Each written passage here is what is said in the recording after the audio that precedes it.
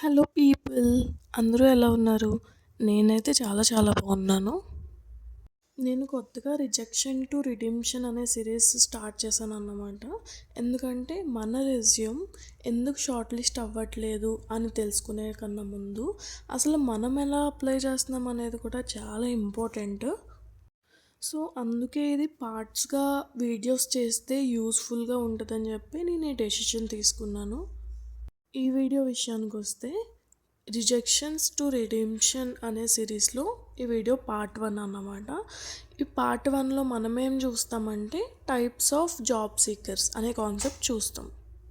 నా రెజ్యూమ్ ఎందుకు short list అవ్వట్లేదని మనం ఆలోచిస్తాం కదా. సో నా రెజ్యూమే ఎందుకు షార్ట్ లిస్ట్ అవ్వట్లేదు అని కూడా మనం ఆలోచించాల్సి ఉంది.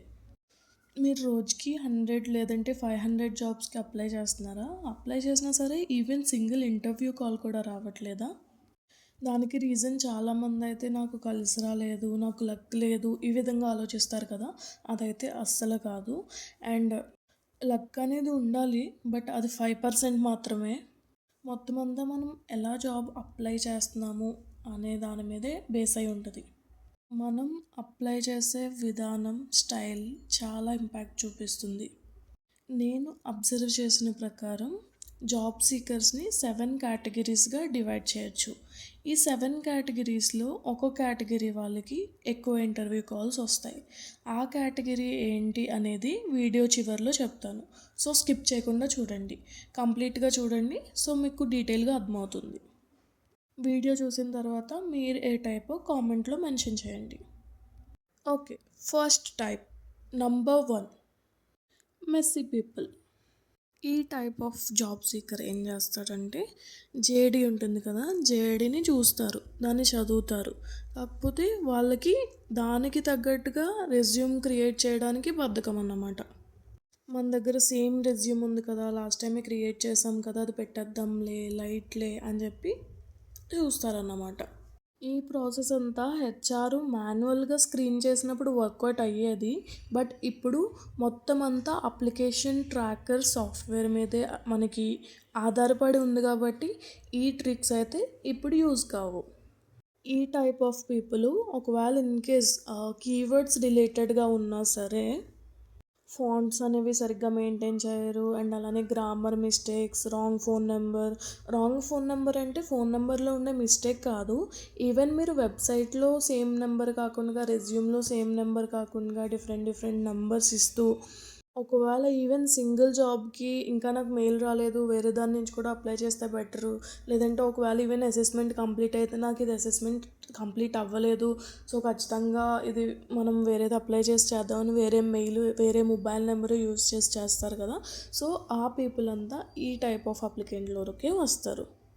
సో ఈ టైప్స్ ఆఫ్ రెజ్యూమ్ని ఖచ్చితంగా రిక్రూటర్స్ అనేది రిజెక్ట్ చేస్తారు. ఎందుకంటే అది మెస్సీగా ఉండడం వల్ల, కన్ఫ్యూజన్గా ఉండడం వల్ల. And number 2, lazy people. ఈ టైప్ ఆఫ్ జాబ్ సీకర్స్ మళ్ళీ 2 టైప్స్ ఉంటారు. అదేంటంటే ఫస్ట్ టైపు అసలు అప్లైయే చేయరు. అండ్ సెకండ్ టైప్ ఏంటంటే అప్లై చేసినా డైరెక్ట్ అప్లై చేసేస్తారు. అంటే జేడీ చూడరు, అసలు ఏ మెయిల్ ఇస్తున్నారు, ఏ నెంబర్ ఇస్తున్నారు, ఇవేం చూడకుండా డైరెక్ట్గా అప్లై చేసేస్తారు. ఈవెన్ ఒకవేళ పోర్టల్లో లాస్ట్ మనం ప్రీవియస్గా అప్లై చేసిన డేటా ఉన్నా సరే అదేం కనీసం అప్డేట్ చేయకుండా అప్లై చేసేస్తారు. వీళ్ళు ఏంటంటే ఎక్కువగా ఈజీ అప్లైస్ అనే ఆప్షన్స్ వస్తాయి కదా, మనకి ఈ మధ్య వస్తున్నాయి, లింక్డ్ఇన్, ఇండీడ్, ఇవన్నిటిలో వస్తున్నాయి కదా. సో మ్యాక్సిమం వాటి ద్వారా అప్లై చేయడానికే చూస్తారు వీళ్ళు. మాన్యువల్గా అప్లై చేయడానికి అస్సలు ఒప్పుకోరు. ఈ టైప్స్ ఆఫ్ పీపుల్ కూడా రిక్రూటర్స్ అస్సలు అప్రోచ్ అవ్వరు. ఈవెన్ ఒకవేళ షార్ట్ లిస్ట్ అయినా అది బై మిస్టేక్ అవ్వాలేమో తప్పితే అస్సలు రిక్రూటర్స్ అనేది అసలు తీసుకోరు ఈ type of. And number 3, selective people. ఈ టైప్స్ ఆఫ్ జాబ్ సీకర్స్ ఏంటంటే కన్ఫ్యూజ్ అవుతారు. ఎలా అంటే ఫర్ ఎగ్జాంపుల్ వీళ్ళు సాఫ్ట్వేర్ ఇంజనీరింగ్ అనే రోల్కి అప్లై చేయాలనుకోండి. సో ఈవెన్ మనకి చాలా రోల్స్ పడుతుంటాయి కదా, టెస్టింగ్ రోలు, సపోర్ట్ రోలు, అనలిస్ట్ రోలు. ఓన్లీ వీళ్ళు ఎస్డిఈ, సాఫ్ట్వేర్ డెవలప్మెంట్ ఇంజనీర్, ఆ రోల్ కనిపిస్తే మాత్రమే అప్లై చేస్తారు. అంటే జేడీని సెలెక్ట్ చేసుకొని వీళ్ళు అప్లై చేస్తారు. ఈ టైప్ ఆఫ్ జాబ్ సీకర్స్ ఏంటంటే సో ఈ టైప్ ఆఫ్ పీపుల్కి ఏంటంటే పర్టికులర్ రోల్ మీదే మనం కాన్సన్ట్రేట్ చేస్తే అది లేట్ అవుతుంది. ఒకవేళ మీ గోల్ అదే అయితే యూ క్యాన్, కాదనట్లేదు. బట్ ఈవెన్ టెస్టింగ్ రోల్ అయినా అనలిస్ట్ రోల్ అయినా ఆ కేటగిరీలోకి వస్తుంది. సో అంటే ఎవరి ఇండివిజువల్ ప్రిఫరెన్సెస్ అనేవి వాళ్ళకు ఉంటుంది, ఎవరి టార్గెట్స్ వాళ్ళకు ఉంటాయి, నేను కాదనట్లేదు. కాకపోతే ఏంటంటే ప్రజెంట్ ఉన్న సిచ్యువేషన్లో ఈ విధంగా అప్లై చేస్తే అసలు మనకి రావడానికి చాలా అంటే చాలా టైం పట్టేస్తుంది. ఒకవేళ మీరు కోడింగ్లో మంచి నాలెడ్జబుల్ పర్సన్ అయ్యి ఉండి మీకు ఎస్డిఈ రోల్ మీద ఇంట్రెస్ట్ ఉంటే వెల్ అండ్ గుడ్, మీరు దాన్నే టార్గెట్ చేసి అప్లై చేసుకోవచ్చు. ఎవ్వరూ అసలు ఏమనరు. మీరు క్రియేట్ చేసిన ప్రాజెక్ట్స్, మీకున్న ఇంట్రెస్ట్ ఆ రెజ్యూమ్లో కనిపిస్తుంది. కాకపోతే ఎవరైతే అసలు కన్ఫ్యూజ్ అయిపోయి మొత్తానికి అది ఇది ఒకటి కాదేమో అని చెప్పేసి అనుకుంటారో వాళ్ళకైతే అసలు కనీసం రెజ్యూమ్ షార్ట్ లిస్ట్ అవ్వడం కాదు కదా, ఒకదాని మీదే ఫోకస్ చేస్తే అది చాలా కష్టం. ఆపర్చునిటీ అనేది మిస్ అవుతుంది అన్నమాట. Number 4, referral focused people. వీళ్ళు ఏంటంటే ఎక్కువగా రిఫరల్స్ మీదే డిపెండ్ అవుతారు అన్నమాట. రిఫరల్స్ అనేవి వర్కౌట్ అవుతాయి, కాదు అనట్లేదు. ఒక కంపెనీ ఇంటర్నల్ రిఫరెన్స్కి చాలా అంటే చాలా ప్రిఫరెన్స్ ఇస్తుంది, అది కాదనట్లేదు. కాకపోతే ఏంటంటే రిఫరల్స్ మీదే మనం ట్రస్ట్ చేసి రిఫరల్స్ మీదే మనం బేస్ అయి ఉంటే బయట ఉన్న ఆపర్చునిటీస్ కూడా మనకి లాస్ అవుతాయి అన్నమాట. అండ్ అలానే రిఫరల్స్ కూడా మనకి ఎంతవరకు అంటే నాకున్న నాలెడ్జ్ ప్రకారం ఏంటంటే కొంతవరకే. అంటే మనకి టెస్ట్ లింక్ వచ్చే వరకు, లేదంటే ఎగ్జామ్ లింక్, లేదంటే ఇంటర్వ్యూ వరకు వచ్చే వరకు అంతే. అంతకు మించి మొత్తం మన మీదే డిపెండ్ అయి ఉంటుంది, మన స్కిల్ మీదే డిపెండ్ అయి ఉంటుంది. ఈ విషయం ఎప్పుడైనా ఆలోచించారా? ఎందుకు కంపెనీ ఎక్కువగా ఇంటర్నల్ రిఫరెన్స్ని ప్రిఫర్ చేస్తుంది? అండ్ అలానే రిఫర్ చేసిన వాళ్ళకి 50K to 1 lakh బోనస్ కూడా ఇస్తారు కదా. సో ఎందుకు ఇస్తారు, అసలు ప్రాసెస్ ఏంటి, ఎందుకు దీని కింద ప్రయారిటీ అంటే ఒక కంపెనీలో హైరింగ్ జరగాలంటే వాళ్ళు ఫ్రెషర్స్ని లేదంటే ఎక్స్పీరియన్స్డ్ పీపుల్ని హైర్ చేసుకోవాలంటే చాలామంది వర్క్ చేయాల్సి ఉంటుంది. ఫస్ట్ ఏంటంటే స్క్రీనింగ్ చేయడానికి హెచ్ఆర్స్, అండ్ తర్వాత ఏంటంటే ఇంటర్వ్యూ షెడ్యూల్ చేయడానికి ఎవరైతే టెక్నికల్ నాలెడ్జ్ ఉన్న హెచ్ఆర్స్ ఉంటారో వాళ్ళు వర్క్ చేయాలి. సో ఇలాగా ఇంకా చాలా కేటగిరీస్కి చెందిన వాళ్ళు ఉంటారు. మనకి ఎక్స్టర్నల్గా కొంతమంది తెలుసు, కానీ ఇంటర్నల్గా చాలా ప్రాసెస్ అనేది ఉంటుంది.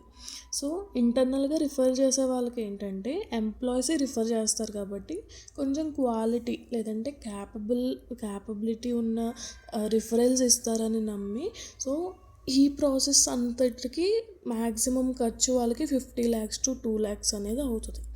సో ఈ ఖర్చుని రెడ్యూస్ చేయడానికి రిఫరల్ బోనస్ అనేది 10 to 50,000 అనేది ఒక ఎంప్లాయీకి ఇచ్చి ఇంటర్నల్ రిఫరెన్స్కి ఇంత ప్రిఫరెన్స్ అనేది ఇస్తారు వాళ్ళు. అండ్ హైరింగ్ కూడా చాలా అంటే చాలా ఫాస్ట్గా జరుగుతుంది. నంబర్ 5, వీళ్ళు ఎవరంటే నెట్వర్కింగ్ పీపుల్. ఈ టైప్ ఆఫ్ జాబ్ సీకర్స్ ఏంటంటే నెట్వర్కింగ్ అనేది మంచిగా మెయింటైన్ చేస్తారు. వాళ్ళు కాలేజ్లోనే కాదు, లింక్డ్ఇన్ లేదంటే ఇంకా వేరే వేరే ప్లాట్ఫామ్స్ ద్వారా ఏంటంటే నెట్వర్కింగ్ అనేది పెంచుకుంటారు. వాళ్ళని అప్రోచ్ అయ్యి ఇన్ కేస్ ఏమైనా రిఫరల్ ఆపర్చునిటీస్ ఎవరైనా పెట్టినా, ఒకవేళ ఏమైనా తెలిసినా వాళ్ళని అప్రోచ్ అయ్యి రిఫరల్స్ అడుగుతారు. నెట్వర్కింగ్ మెయింటైన్ చేయడం అనేది వెల్ అండ్ గుడ్, కాదనట్లేదు. కాకపోతే ఇలా చేయడం వల్ల ఏంటంటే మనకి అసలు ఏ హైరింగ్స్ అనేవి ఫ్రాడ్, ఏ హైరింగ్స్ అనేవి జెన్యూన్, ఇవి మనకి ఏం తెలియదు అన్నమాట.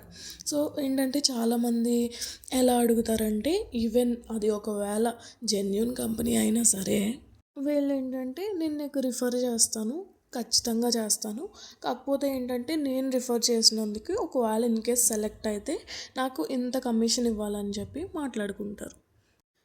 ఆ టైప్ కూడా ఉన్నారు.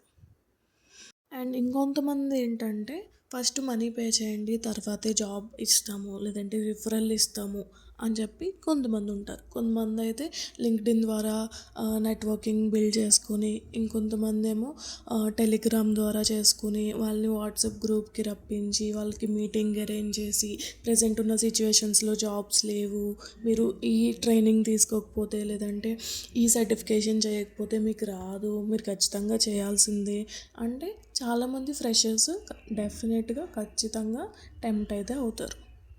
సో వీళ్ళు నెట్వర్కింగ్ అప్లికెంట్స్ అన్నమాట. అండ్ నెక్స్ట్ కేటగిరీ ఏంటంటే నంబర్ 6 స్మార్ట్ పీపుల్. వీళ్ళు ఏంటంటే ఎవ్రీ జేడీని చదువుతారు, చదివి దానికి రిలేటెడ్గా ఏటీఎస్ రెజ్యూమ్ని క్రియేట్ చేస్తారు అండ్ క్రియేట్ చేసి అప్లై చేస్తారు. పర్ఫెక్ట్, వెల్ అండ్ గుడ్, ఇక్కడి వరకు బాగుంది. బట్ ఈ టైప్ ఆఫ్ జాబ్ సీకర్స్ ఏంటంటే యాక్టివ్గా అయితే అస్సలు ఉండరు. యాక్టివ్గా ఉండడం ఏంటి అని అనుకుంటున్నారా? యాక్టివ్గా ఉండడం అంటే ఏంటంటే, ఫర్ ఎగ్జాంపుల్ నౌకరీలో ఈరోజు ఒక 20 జాబ్స్ అప్లై చేసాం అనుకుందాం.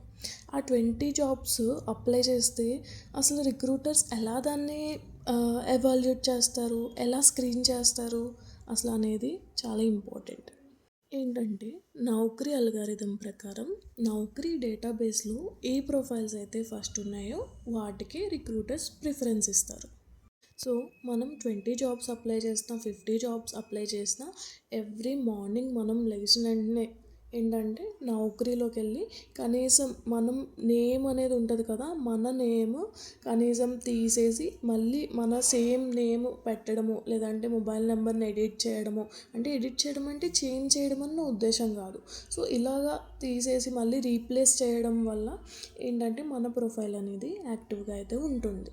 ఏంటంటే వీక్లీ వన్స్ ఖచ్చితంగా స్కిల్స్ అనేవి మీరు చేంజ్ చేయాలి. ఇలానే లింక్డ్ఇన్ కూడా ఎప్పటికప్పుడు ప్రొఫైల్ అప్డేట్ చేస్తూ ఉండాలి. అప్పుడే లింక్డ్ఇన్లో రిక్రూటర్స్కి మన ప్రొఫైల్ రీచ్ అవుతుంది. ఇది 6th type of job seekers అన్నమాట. And last but not the least, even ఎక్కువ ఇంటర్వ్యూ కాల్స్ లేదంటే అసెస్మెంట్ లింక్స్ వచ్చేది ఈ టైప్ ఆఫ్ జాబ్ సీకర్స్కి మాత్రమే. Number 7 strategic applicant. వీళ్ళు safe zone and the best people అని చెప్పొచ్చు. ఎందుకంటే వీళ్ళు క్వాంటిటీ మీద కాదు క్వాలిటీ మీద ఫోకస్ చేస్తారు. సో వీళ్ళు ఏంటంటే జాబ్ అప్లై చేసేదానికన్నా ముందు ఫస్ట్ ఆ జాబ్ డిస్క్రిప్షన్ తీసుకెళ్ళి చాట్‌జీపీటీకి ఇవ్వడము, లేదంటే మనకి ఇంకా బోల్డ్ ప్లాట్ఫామ్స్ ఉన్నాయి కదా వెతుక్కోవడానికి.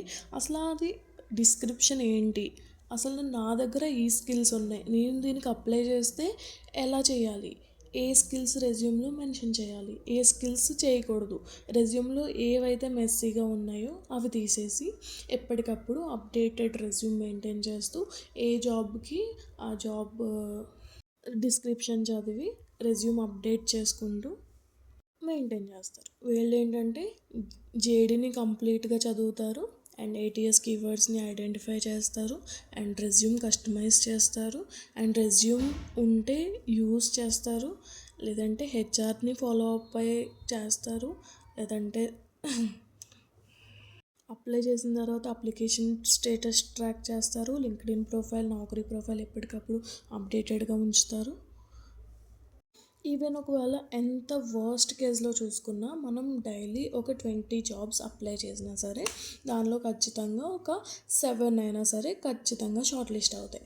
ఒకవేళ 7లో మన ఎంత వరస్ట్ కేస్ బాగోకపోయినా సరే ఒక కనీసం 2 అన్నా సరే ఇంటర్వ్యూస్కి అనేది సెలెక్ట్ అవుతాం. అది మన స్కిల్ మీద బేస్ అయి ఉంటుంది, ఇది కూడా చెప్తున్నాను. ఒకవేళ ఇన్ కేస్ వాళ్ళ లెక్క బాగుండి ఒకవేళ వాళ్ళ స్కిల్ని బట్టి స్కిల్ మంచిగా మెయింటైన్ చేసి ఇంటర్వ్యూ పర్ఫార్మెన్స్ బాగుంటే ఖచ్చితంగా ఈవెన్ ఒక ఆఫర్ లెటర్ అయినా సరే వాళ్ళ చేతిలో ఉంటుంది. సో ఈ టైప్ ఆఫ్ పీపుల్ ఎక్కువ సక్సెస్ అవుతారన్నమాట. సో ఇవి 7 కేటగిరీస్ ఆఫ్ జాబ్ సీకర్స్ అన్నమాట. అండ్ వీడియో ఎడిట్ చేయడం అంటే నాకు చాలా అంటే చాలా కొత్త, అస్సలు రాదు, అందుకే ఇన్ని రోజులు షార్ట్స్ మెయింటైన్ చేశాను. బట్ ఏంటంటే చాలామంది నన్ను డిఎం చేసి అడుగుతున్నారు, సో అందుకే ఈ సిరీస్ అనేది స్టార్ట్ చేశాను. ఒకవేళ మీకు నచ్చినట్టయితే డెఫినెట్గా సబ్స్క్రైబ్ చేసుకోండి. మన ఛానల్లో ఇలాంటివి ఇంకా చాలా అప్డేట్స్ వస్తాయి. మెయిన్ ఈ రిజెక్షన్ టు రిడీమ్షన్ అనే సిరీస్లో ఇంకా మనకి 6 పార్ట్స్ అనేవి ఉన్నాయి. డైలీ ఒక్కొక్క పార్ట్ అనేది అప్లోడ్ చేస్తాను. అండ్ అలానే చాలామంది రిక్వెస్ట్ చేశారు. ఎవ్రీ రోల్ ఉంటుంది కదా, డేటా అనలిస్ట్, డేటా సైంటిస్ట్, లేదంటే మనకి AIML engineer, Java developer, Python developer, అసలు ఏ స్కిల్స్ ఉండాలి, అసలు ఎలాగా ఆ రోల్కి మనం అప్లై చేయాలి, ఇవన్నీ కూడా అడిగారు. సో నేను డెఫినెట్గా ఖచ్చితంగా వాటి మీద కూడా వీడియోస్ చూస్తాను. సో ఇప్పుడు నేను చెప్పాను కదా 7 కేటగిరీస్ ఆఫ్ జాబ్ సీకర్ అనేది. ఇప్పుడు చెప్పండి, ఈ 7 కేటగిరీస్లో మీరు ఏ కేటగిరీలో ఉన్నారు? సో మిమ్మల్ని మీరు హానెస్ట్గా క్వశ్చన్ చేసుకోండి. ఒకవేళ ఇన్ కేస్ మీకు ఇంట్రెస్ట్ ఉంటే కామెంట్ సెక్షన్లో మెన్షన్ చేయండి. నా గురించి చెప్పాలంటే నేనైతే ఫస్ట్లో లేజీ అప్లికెంట్ని అన్నమాట. సో ఏంటంటే ఒకే రెజ్యూమ్ పెట్టేదాన్ని, అసలు రెజ్యూమ్ అప్డేటెడే ఉండేది కాదు. సో ఎలా పడితే అలా పెట్టేదాన్ని. అన్నిటికి ఎవడ అప్లై చేస్తారా బాబు అని చెప్పి నేను అప్లై కూడా చేసేదాన్ని కాదు. తర్వాత ఇవన్నీ తెలుసుకుని నేను ఎప్పుడైతే నా స్ట్రాటజీ చేంజ్ చేశానో అప్పటి నుంచి నాకు short listing mails, interview calls ఇవన్నీ రావడం స్టార్ట్ అయ్యాయి.